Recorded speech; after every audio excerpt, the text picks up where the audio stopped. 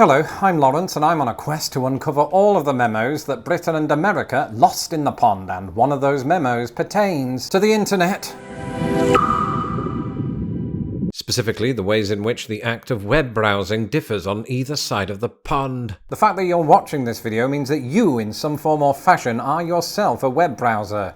As in somebody who browses the web, not the other kind. And as somebody who's been chronically online while living in both countries, I've found, often to my chagrin, that certain features of the internet do get lost in translation. For starters, there's the pronunciation of YouTube, on which I continue my march toward 1 million subscribers. And if you've not yet become one yourself, do that now! In the meantime, here are some big ways that Brits and Americans experience the internet very differently. Believe it or not, my own experiences with these differences predate my move to America. It was the sweet summer of 1996. At 14, I had spots on my face and an Oasis poster on my wall. And for the first time, I heard one of the most magical sounds of all time. That's right, dial-up internet, or as my dad called it, the net. My American viewers might be thinking, back then, I wonder if Britain had an equivalent of America Online, perhaps something like Britain on Q. And the truth is, our equivalent of America Online was America Online, UK. As somebody who was coming of age at the dawn of this new technological era, it's easy to look back on AOL with nothing but fondness. Not least because it prompted the second most magical sound of all time. You've got post. That was the voice of the British actress, author, presenter, producer, and activist Dame Joanna Lumley telling me that I'd received something called an email in the most British way possible. It was only decades later I discovered that Americans were greeted with something slightly different. You've got mail. In hindsight, it's surprising I didn't learn of this difference sooner. After all, I would have known even then that Britain and America employ different words for the delivery of letters and parcels. But also, one other major thing AOL did for me in 1996 through the medium of its chat rooms was enable my first chats with Americans. As well as finding out that American teens were utterly divided on jagged little pill, I also picked up a stash of hip new American internet slang words. This included mysterious abbreviations like BRB and LOL. Little did any of us know that these observations, not to mention the internet itself, would one day prove pivotal to the success of my channel, but that's only because YouTube didn't exist yet. The same cannot be said of data brokers. Data brokers are those entities that sell your personal data, be it your address or your phone number, to people search sites. Thankfully for me, this is no longer a problem because in 2024 I've been using incog. Incog is a personal data removal tool that not only gets in touch with those data brokers, but requests that they remove your data. And it works too. Incog has removed my personal address, which I never made public, from more than 100 people search sites since February. For a YouTube sensation like me, or for people with a respectable job, we simply don't have time to trudge through all of that ourselves. If your personal details are showing up on people search websites, Incog will help you remove them. In fact, they're giving my subscribers 60% off their annual plan. Head to incogni.com/lostinthepond to get your discount and to thereafter protect your data. The link is in my description below. Good evening. A recent study by the Quincy Gazette found that almost 51% of British consumers prefer to shop online. This is in stark contrast to Americans, of whom only 39% said the same. Analysts fear that this could see the demise of the British high street, not to mention human willpower. Thanks, Roger. The leading reason that Brits are gravitating toward online shopping might surprise you. In a recent study, 25% said they did it because they like not having to queue. Up next, where did it all go wrong for Britain? Just as online spending habits differ between Britain and America, so too does the shopping experience. This week, to investigate the matter further, I set up 2 online accounts, one at Sainsbury's in the UK and another at Target in the United States. Right there within the sign-up process itself was a glaring anomaly. Both retailers required me to provide an email address, my first and last name, and an account password. However, only one asked for my title, Sainsbury's. And guess what? This is in line with my own experience. In general, this particular drop-down seems to be way more prevalent on UK sites than American ones. But what excited me most was the sheer number of options. Mix, Mr., Mrs., Miss, Doctor, Earl, Lady, Lord, Countess, Ms., Captain, Sir, Sister, Dame for Joanna Lumley, Reverend, but alas, no YouTube sensation.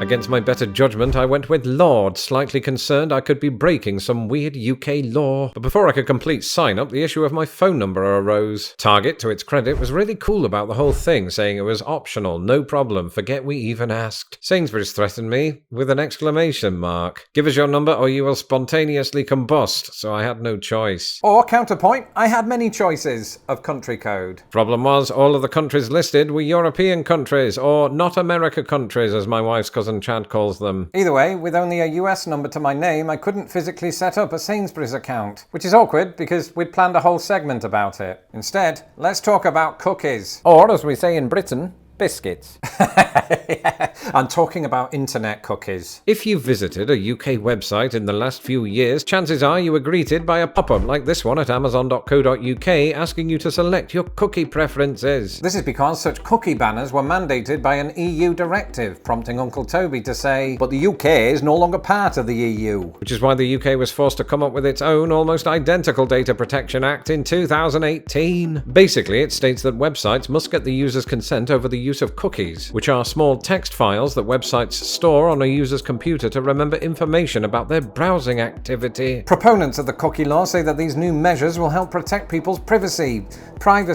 You'll notice that this, much like British currency, is absent from the American iteration. In the US, no such law has been passed at the federal level, which apparently has nothing to do with the harmful stereotype that Americans can't say no to cookies. But a handful of states, including Virginia, have passed their version of the law, which is evidenced by a cookie banner on an otherwise popular dating site, Virginia is for Lovers. Wait, no, that is in fact Virginia's tourism page. But most of the time, web surfers in the US won't see messages like this, because the US is part of a dwindling number of countries without a national cookie law. For a country that greatly values liberty, this presents something of a paradox. Say yes to slightly better control over your online privacy, or say yes to an internet free from the tyranny of an extra click. Let me know in the comments what you think. In other news, does this video, the one that you're watching right now about British versus American internet differences, need to be spot checked? Sorry mate, that was a typo. It should have read, does this video need to be spell checked? Clearly, yes. And my attitude towards spell check, which frankly I despised when living in England, shifted after I did the same to America. You see, to this young, naive, slightly pretentious creative writing student of the early 2000s, red squiggly lines were an affront to my ego. I don't need you, I can spell floxy nosy nihilipilification backwards. For clarity, whether I was using Microsoft Word or browsing the internet, my spell check language, as is standard in the UK, was always set to British English. And then it wasn't. You see, the autumn of 2008 will forever be etched in history as a period when I became America's finest British import after apple pies. And moving here almost certainly meant that I'd have to update my spell check settings to American English. After all, I'd be applying for American jobs online, addressing American subscribers on social media, and penning incisive news for the Quincy Gazette. The American fast food chains Burger King and Dairy Queen have concluded their royal tour of a local man's intestines. Thankfully, American spell check kept me in check. In fact, those red squiggly lines have become very useful before posting on Threads and or Twitter. Speaking of error messages, remember earlier when I said this? I couldn't physically set up a Sainsbury's account. Well, for the last 3 minutes, my team has been frantically trying to come up with alternatives. Iceland, the supermarket, not the country, also required a phone number. Tesco wouldn't even let me access their sign-up page. And Asda actually just wanted my email and password. Asda it is. The first thing I noticed on Asda's page was the UK spellings of favourite and centre. Not to mention the use of trolley instead of cart. The inclusion of these Britishisms does of course make sense on a British website for British people. But after living in the United States for 16 years, I just forgot what it was like to access a British website. Not to get too sentimental, but in many ways it was like visiting an old friend. A boring old friend that you once relied on for pasties. But as an exemplary professional, I was here to do a job, and that job was to compare the checkout experiences of Asda and Target. I tested each cart/trolley using a multi-pack of chips, or as they're known in Britain, crisps. For Target, I'm buying a 10-pack of Lay's Classic. In the UK, Lay's chips are known as Walker's Crisps. However, as is fairly typical in the UK, these often only come in packets of 6, a bit like your average British comedy. And I've never noticed this before, but each store breaks down the cost of an item relative to its weight. So at Target, a 10-pack of Lay's Classic comes in at 67 cents per ounce. At Asda, a 6-pack of Walker's Ready Salted equates to £1.33 every 100 grams. To work out which offers better value for money, I'd need to convert not just pounds to dollars, but grams to ounces, and that's really painful for a Monday.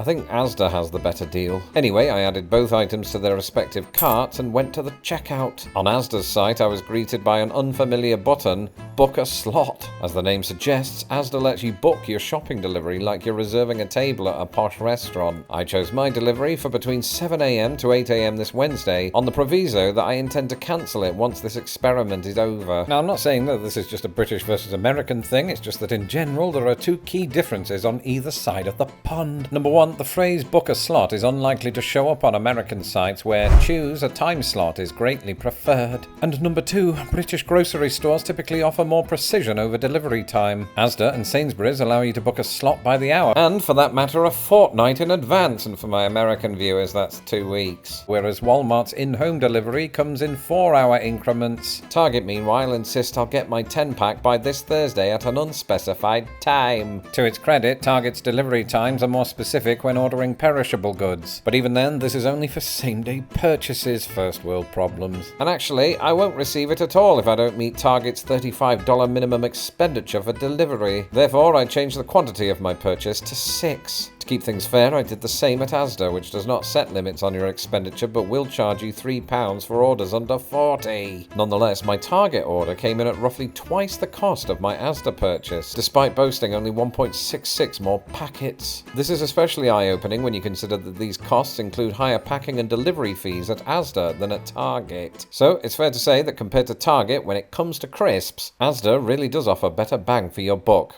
Or quid. Despite all of the many word variations between British internet and American internet, one country will often influence the other. Roger? History reveals that despite the best efforts of Joanna Lumley, the word email soon caught on with Brits, such as Joanna Lumley. You have email. Roger Badger, BNN News, Bridlington. If we've learned anything today, it's that the internet, with the potential to bring the entire world together, usually strives to do the opposite. Indeed, on many websites, the English language is represented by an American flag, which is a war crime in Britain. But we've also learned that Britain and America have different words and spellings. I mean, who saw that coming? And we've learned that cookies are all well and good until you have too many of them. What I can't have too much of is patrons. If you would like to support this channel and everything I do, you can do so today at patreon.com/lostinthepond or by clicking the join button below. Until the next video, goodbye.